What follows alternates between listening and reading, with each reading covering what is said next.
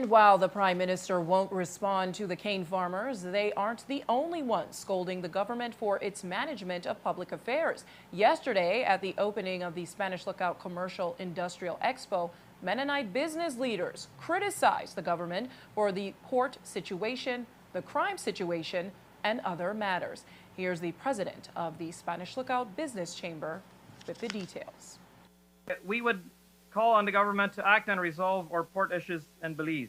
For too long, the successive governments have failed to deal with our port and the issues with the stevedores. This week, one of the ships was forced to sail back with its cargo back to Miami.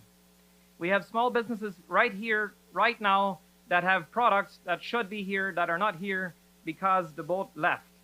All because we don't have the will to fix the problems with the stevedores. And so the Business Chamber of Spanish Lookout would call upon the government to once and for all fix this issue. Number two issue on our minds, of course, is crime today. It is certainly on our minds when close to us, kids no longer can have the peace of mind to go and eat ice cream with their parents. We know that the issues that lead to crime are multifaceted and not easily tackled. It will not be solved by the government.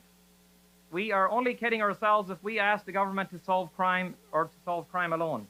We certainly need better and more effective policing. We need better conviction rates. But the issue must also come from us, the people right here. Guest speaker, community leader Harry Letkeman was even more cutting in his remarks, where he lamented excessive regulations.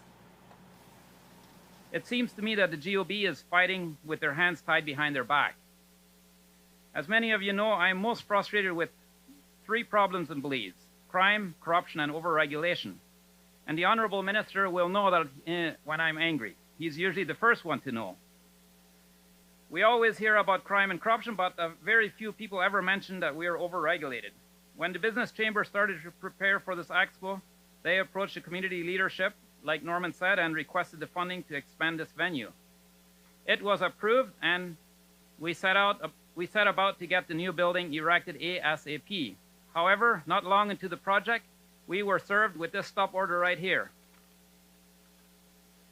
You may ask, who would want to stop the construction of the building here at the park? Is Belize not open for business? Let me give you another example of how regulation can have a detrimental effect on the well-being of our citizens. Take the single-use plastic, for instance. Let's consider the goal of the regulation and what was actually the effect. We have a garbage problem in Belize, no doubt. Many of us throw our trash out at will. So the goal was noble, but the result was not so great. First, the DOE engaged in a campaign to sensitize the public. Then they engaged in a drawn-out fight with the Chamber of Commerce. Finally, they brought the law into effect.